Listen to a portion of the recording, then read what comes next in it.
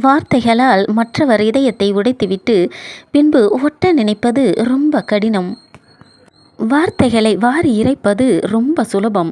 ஆனால் உன் வார்த்தைகளால் உடைப்பட்ட இதயத்தை ஒன்று சேர்ப்பது ரொம்ப கடினம். மனிதா, நீ போட்ட சொற்கள் மற்றவர் இதயத்தில் நல்ல விதையாக முளைக்க வேண்டும். மற்றவர் இதயத்தில் அது வேர் பிடித்த மரமாய் நிலைக்க வேண்டும். மனமே, நீ வீசும் சொற்கள் உடைப்பட்ட பற்களை போன்றது. உடைப்பட்ட பற்கள் உன் முகத்திற்கு அழகு சேர்க்காது. நீ வீசும் சொற்கள் மற்றவர் இதயத்திற்கு அழகு சேர்க்காது. உலகத்தில் நல்ல வார்த்தைகள் கொட்டி கிடக்கிறது. அதை நீ தட்டி எடுத்து வெட்டி எடுத்து தங்கத்தை போல் உன் நாவிலே பயன்படுத்து. அது தங்கத்தை போல் ஜொலிக்கும்.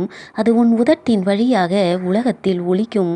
அது நன்மையை மட்டும் உனக்கு பரிசாக அளிக்கும். நெருப்பை விட கொடியது மற்றவர் புண்படும்படி நீ பேசுகின்ற வார்த்தைகள்.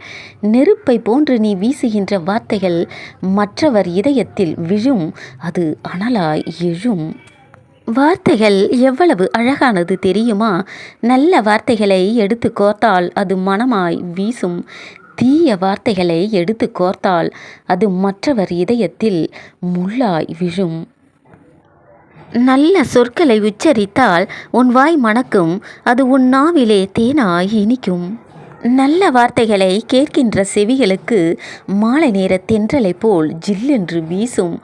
மருதாணி இலையை போல் உன் மனதிலே ஜில்லென்று பூசும். வார்த்தைகளுக்கு என்ன வரியா கொடுக்க போகிறோம்? இலவசமாக கிடைத்தது தானே. அதையே மற்றவர் புண்படும்படி பயன்படுத்த வேண்டும். அழகான சொற்களை மற்றவர்களுக்கு ஆறுதலாக பயன்படுத்தலாமே.